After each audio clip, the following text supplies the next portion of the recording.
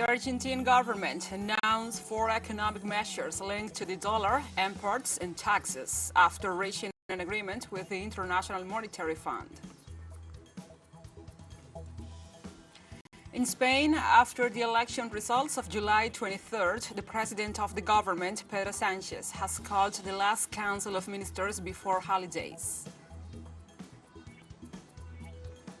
And also in Israel, police forces repress citizens who, for the first time in the country's parliamentary history, took over the parliament premises.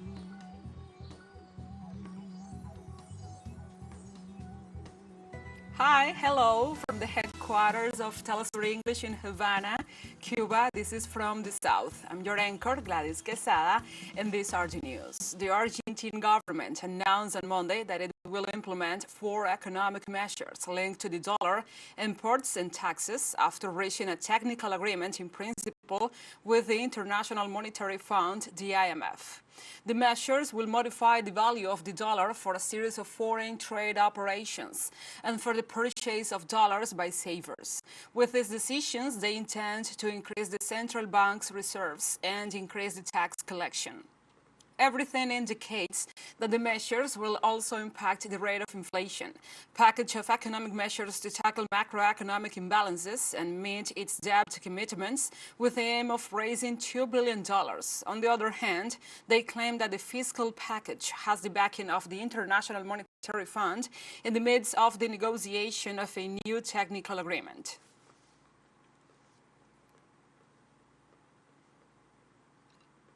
And Brazil's Minister of Justice calls for combating the very dangerous Nazi fascism of the 21st century. Brazil's Minister of Justice and Public Security, Flávio Dino, defended a bill of law reform that increases penalties for those who attack democratic institutions in the South American country. In a message disseminated on social networks, he spoke about the very dangerous Nazi fascism of the 21st century. The official argued that in the name of the principle of proportionality, the perpetrators of crimes against the democratic order and its guardians should be punished in virtue of the defense of the Constitution. Although he said he respects the critics, Dino assured that he will stick to the same line, since, according to him, history has shown that excesses in politics are dangerous.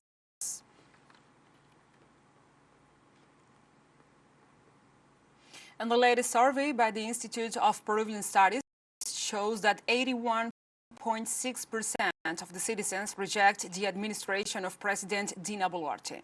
75% of the people said the current president should resign, while 90.4% expressed their rejection towards the Congress. Meanwhile, 58% of the people said they identify with the protests, and 49% say they think Boluarte's government is not a democracy.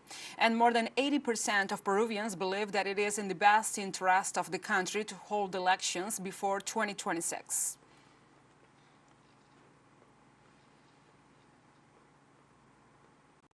In Ecuador, political violence deepens, with less than a month to go before the next elections. This Sunday, the mayor of the town of Manta was assassinated after an armed attack.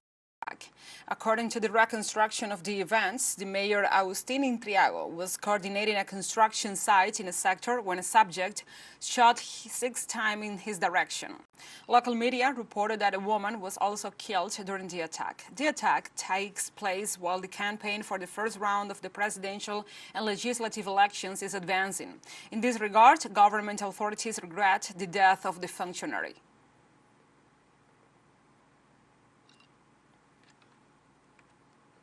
Also in Guatemala, social movements, students, and unions called for a march of flowers against the actions of the public prosecutor's office and in favor of democracy in the country.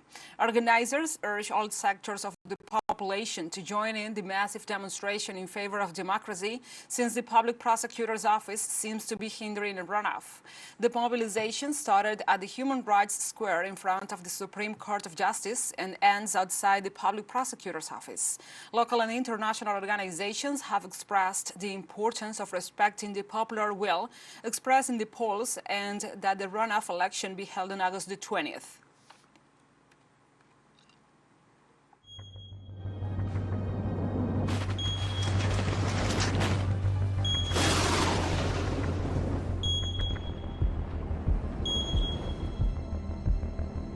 And now we move on to other topics. In Uruguay, at least 2,000 penguins appeared dead on the east coast of the country, an event that has intensified the last 3 years, surpassing the usual percentages of penguin death.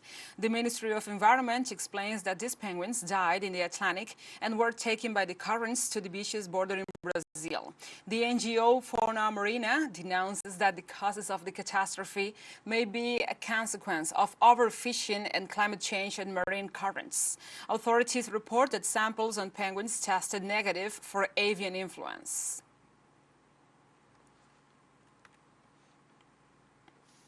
In the United States, on Sunday, Arizona residents affected by the heat wave in the southwest of the nation warned that poor communities and homeless people are suffering the most from the current environmental crisis. Arizona's capital has seen record-breaking high temperatures over the past few weeks. Director of the Arizona Burn Center, Dr. Kevin Foster, pointed out that they are seeing lots of patients who are falling down onto the concrete, pavement, asphalt, and suffering really deep burns as a result of the heat. Phoenix's multi-record-breaking heat wave has scorched the city with temperatures that have reached at least 44 degrees Celsius for 21 consecutive days so far. In my situation, I couldn't afford a new air conditioner, and it was about $2,000. I had to look for an alternative. And another man did it for $800, and he gave me a payment option. I had no choice. I had to do it, even though it was a significant expenditure I had not planned for. And in India, the death toll rises after a landslide caused by rain in Maharashtra state.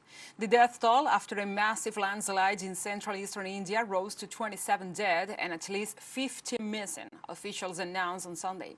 The landslide, triggered by monsoon rains, occurred on Thursday in a village in Maharashtra state. The official was not optimistic about the possibility of finding more survivors. According to local media, several families perished in the landslide. Since the onset of the monsoon in early June, floods and landslides have left dozens dead in the country. Experts believe climate change is increasing the number of extreme weather events. And now let's take a short break. But remember, you can join us on TikTok at TeleSUR English, where you will find the news in different formats, news, updates, and more. Other stories coming up. Stay with us.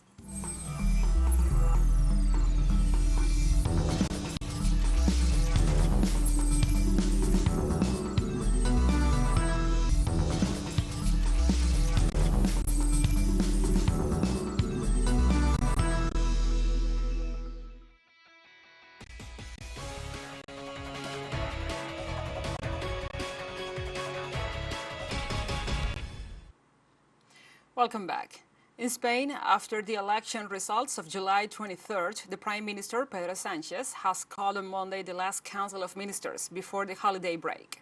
On Tuesday, the chief executive will be at the head of the council. Since it is now an acting government, some decisions are limited. For example, bills cannot be passed. This will be the last meeting of the body as it stands. Where they meet again on August 17th, the courts of the new legislature should have already been constituted. However, and after what many analysts consider to be the triumph of pluralism, it remains to be seen whether there will be a deadlock that will force a repeat election.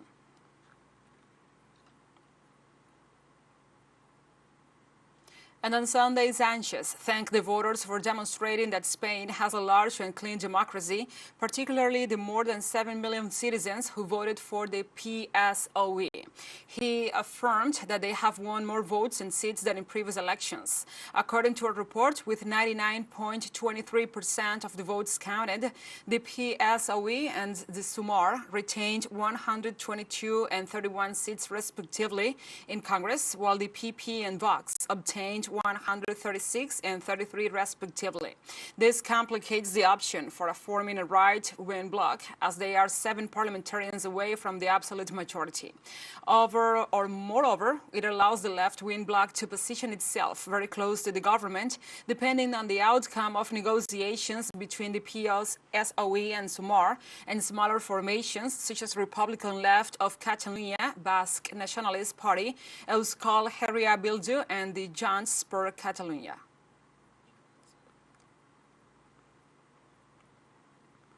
And the Prime Minister of the Spanish government, Pedro Sánchez, reaffirmed the failure of the involutionalist bloc that sought the country's regression. I believe that Spain has been very clear. Spain and all its citizens who have voted have been crystal clear. The backward involutionist bloc that proposed a total repeal of all the progress we have achieved during the last 4 years has failed. It has failed. Also, Pedro Sánchez reaffirmed the defeat of the right-wing bloc led by the Popular Party together with the Vox Party. Those who plan fascism, the regression in rights and freedoms have failed today, and the involutionist bloc of the Popular Party with votes had been defeated. There are many more of us who want Spain to continue advancing than to follow the path of regression marked by the Popular Party with votes. So Spain, Spaniards, comrades, we are more, many more, who want Spain to advance, and it will continue to be so. And the leader of the Sumar party, Yolanda Díaz, highlighted the triumph of democracy in the country after the general elections. Democracy today has won, and democracy today is strengthened. We have won. Today we have a better country. And for her part, the candidate of Together per Catalunya, Miren Nogueras, affirmed that after the electoral results, they will not make Pedro Sánchez president in exchange for nothing. In June, we have maintained our position, and it has not been easy to do so. We have received a lot of pressure and we have received a lot of criticism, but it has been worthwhile to maintain our position. I would not tremble at all in continuing to maintain our position. We will not make Pedro Sánchez president in exchange for nothing. And the Popular Party candidate Alberto Núñez Feijóo demanded the PSOE not to block the Spanish government. I ask the Socialist Party expressly and the rest of the political forces not to block the government of Spain once again. On the other hand, the candidate of ultra-right Vox Party, Santiago Abascal, claimed that there was manipulation of the media, which caused the failure of Suma alternative. There has been much more manipulation exercised for almost all public and private media, some to prevent the alternatives, and it must be said that they have succeeded, and others to allow their masters to govern alone, and it must be said that they have failed, and have made the sum of the alternative fail. And now we move on to Cambodia. There, the polls closed and vote counting is underway as Prime Minister Hun Sen's ruling party declared that it was on course for a landslide victory. 18 political parties participate in these elections, which according to the country's legal framework must be held every 5 years. All 23,789 polling stations spread throughout the country opened almost simultaneously. More than 9.7 million people were registered to vote in Cambodia's 7th election since the United Nations first sponsored polls in 1993 after years of conflict. According to the National Election Committee, voter turnout recorded at 3:16 p.m. local time was 84%. Official results are expected to be announced between Sunday night and Monday morning. The results will be officialized on August the 9th. And in Rome, Italian Prime Minister Giorgia Meloni led a Mediterranean conference on migration. Meloni hosted leaders of Mediterranean countries for an international conference aimed at extending the modal agreement signed by the European Union with Tunisia to curb migration to Europe. Prime Minister Meloni opened the conference shortly after 1 p.m. local time in the presence of leaders from the region, the European Union, and representatives of financial institutions.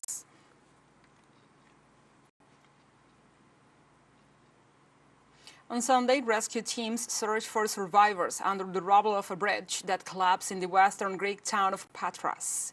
Greek authorities said some 35 firefighters and 12 vehicles were sent to the scene on a road leading to the capital.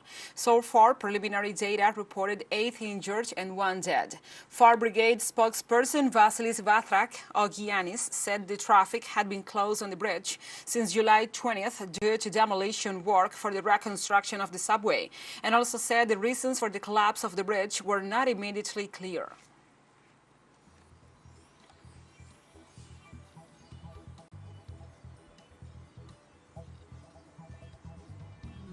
And TeleSUR English launches its own videos on demand site for you to go and revisit our interviews, the top stories, the special broadcastings, and more.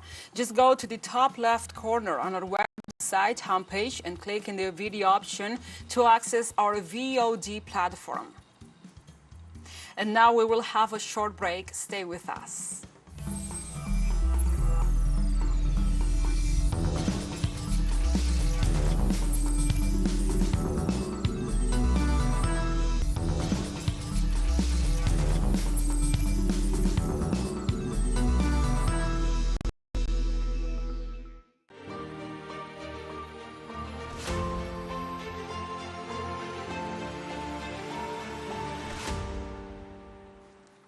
Welcome back. In Russia, the President Vladimir Putin and his Belarusian counterpart Alexander Lukashenko met to discuss the Ukrainian conflict and Kyiv's failed counteroffensive.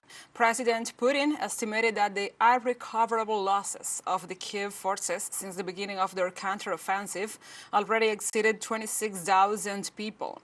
Likewise, the Belarusian president stated that there is no Ukrainian counteroffensive, while President Putin pointed out that there is a counteroffensive that failed.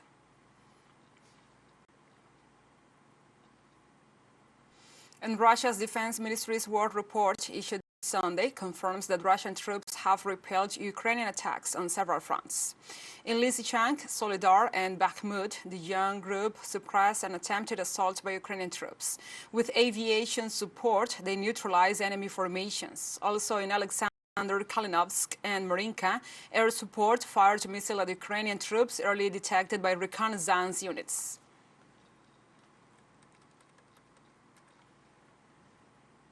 And the Russian Defense Ministry also rejected Ukrainian claims that Russia is responsible for the destruction of an Orthodox cathedral in Odessa.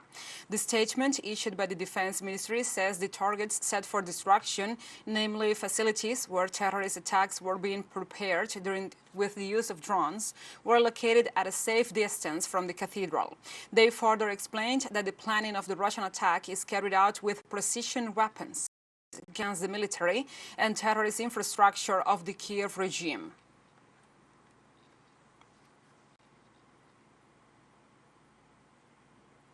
On Sunday, China and Russia concluded a joint naval exercise in the Sea of Japan that aims to assert the security of strategic maritime passage. The Chinese Defense Ministry said the Northern Interaction 2023 exercise was to enhance strategic cooperation between the two countries and strengthen their ability to jointly safeguard regional peace and stability. Over the past 4 days, the participating units from Chinese and Russian navies carried out a series of joint missions, including maritime and air escort, deterrence and expulsion, and anchorage defense. The exercise and major real combat actions for China and Russia to jointly assert the security of the strategic maritime passage, as well as an important practice for the two militaries to deepen joint naval and aerial operations. The exercise has substantially elevated the strategic cooperation between the two countries and the two militaries to another level, while playing a positive role in maintaining stability in the Northeast Asia region. In Israel, police forces repressed citizens who, for the first time in the country's parliamentary history, took over parliament premises. Those who oppose the judicial reforms that Prime Minister Benjamin Netanyahu and the Orthodox and extreme right-wing forces that support him are trying to impose were brutally repressed around the Knesset, as the Israeli parliament is known. The protest groups claimed that to have done what they had never done before, taking the four gates and blocking them, although they allowed the legislators to pass. An hour later, the police cordon attacked those present, who were expelled from the building.